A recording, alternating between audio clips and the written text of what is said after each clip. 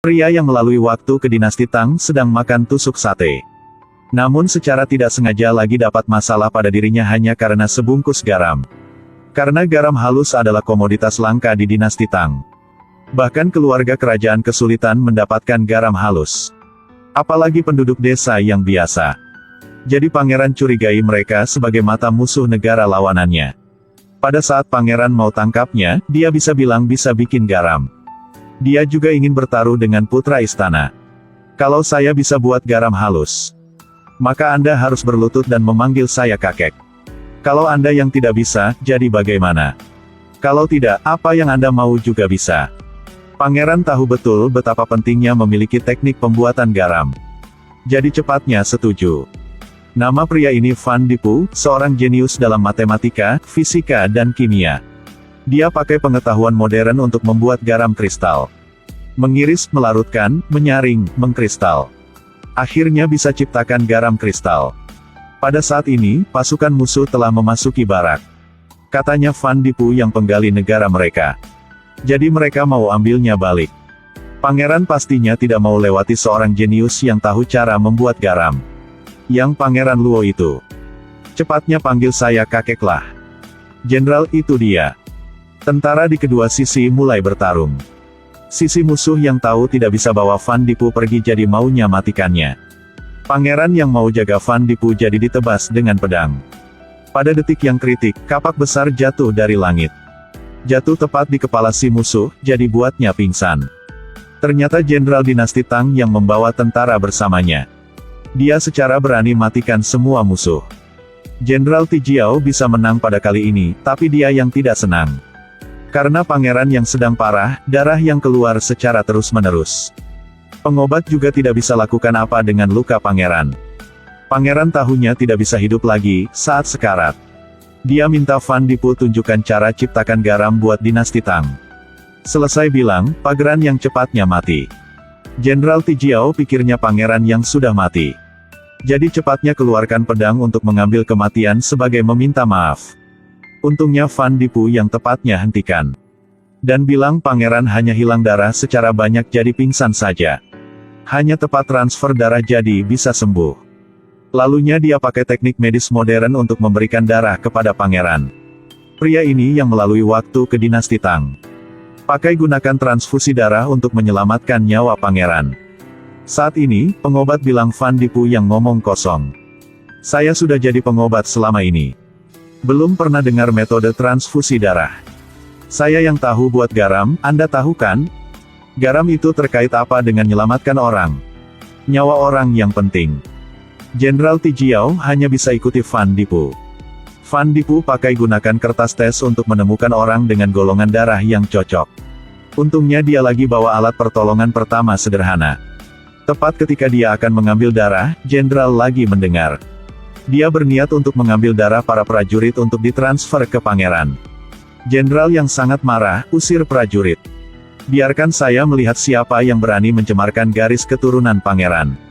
Lihat pangeran yang sedang dalam keadaan parah. Anlan lagi bilang dia putri tertua kaisar dan mengambil perintah kartu. Dia mengusulkan untuk gunakan darahnya untuk menyelamatkan pangeran. Jenderal yang lihat perintah kartu jadi cepatnya setuju. Fan Dipu bawa darah Anlan. Lalunya masuk darah ke pipa kayu. Akhirnya masukkannya pada tubuh pangeran. Lalunya, pangeran yang bangun. Semua orang di tentara menghargainya. Jenderal saat ini maunya potongkan tangan untuk minta maaf. Buat perilaku yang kurang hormatnya tadi. Fan Dipu yang sangat bingung. Jenderal lihat keahliannya luar biasa. Jadi cepatnya undang dia ke istana untuk menjadi Mandarin. Fan Dipu juga mau ambil bros rambut dari Anlan. Jenderal nyampaikan pesan kepada raja. Bilang sudah dapat cari ratu yang tersesat selama ini. Lalunya, Anlan yang dikumpulkan di istana. Anlan yang keluarkan sepotong batu giok.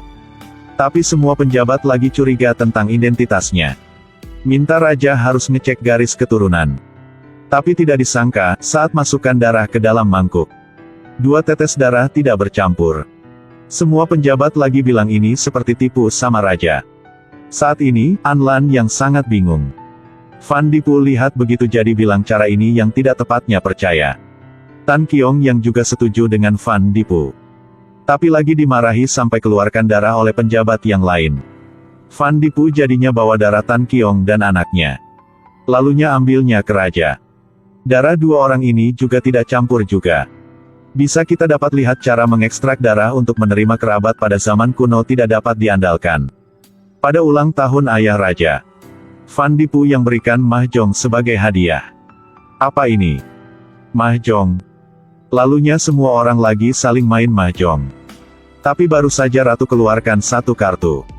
Fan Dipu lagi pakai kartu yang lain untuk menangkan. Tapi ayah raja lagi bilang ini salah. Lalunya dia yang ubah semua bapak mahjong. Dan bilang karena malam jadi tidak bisa lihat apapun. Mau mereka untuk memulai permainan baru. Tanpa diduga, ratu juga menolak keluarkan uang. Fan Dipu hanya bisa mulai yang baru. Raja dengan hati-hati keluarkan kartunya. Saat ini Fan Dipu yang lebih pintar. Menang nih? Ayah raja yang mau buat tipu. Tapi Fan Dipu gunakan tangannya untuk menutupi kartu. Iya, Anda bisa melihatnya. Lepaskan tangannya saja. Ayah raja yang tentunya tidak senang. Dia keluarkan satu batangan emas. Tetapi pada saat ini, ayah raja mengangkat matanya dan memberi isyarat kepada Fan Dipu.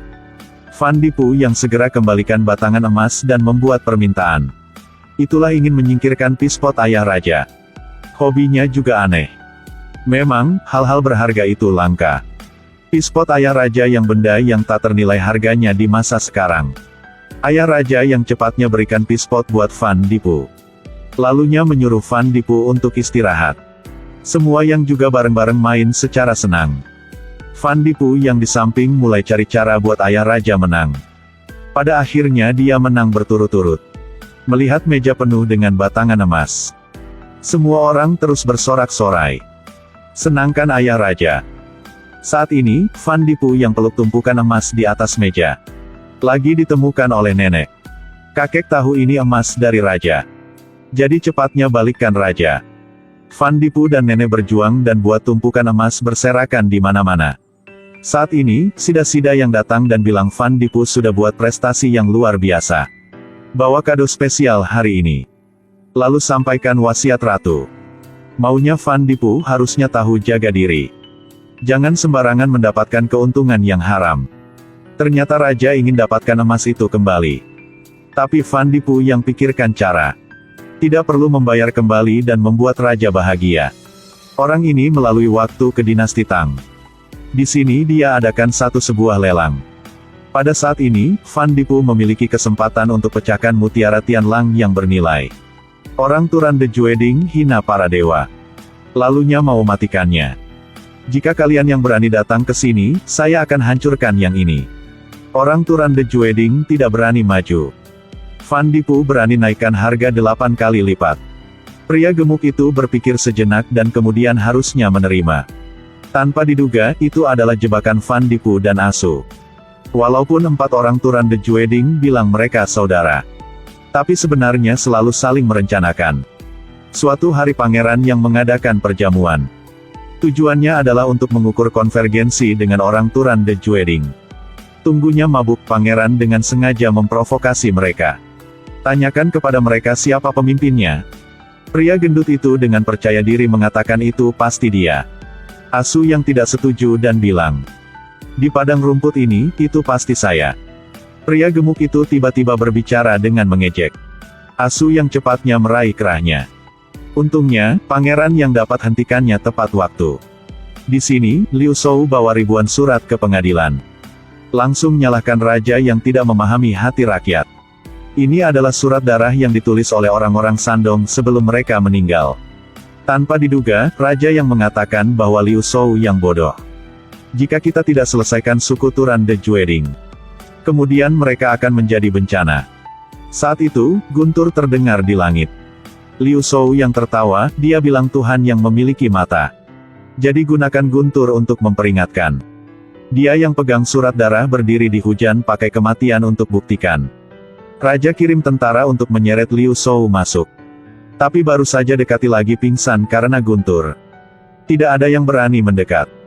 Liu Shou yang mulai marahi dengan keras. Saat ini, Fan Dipu yang menuju.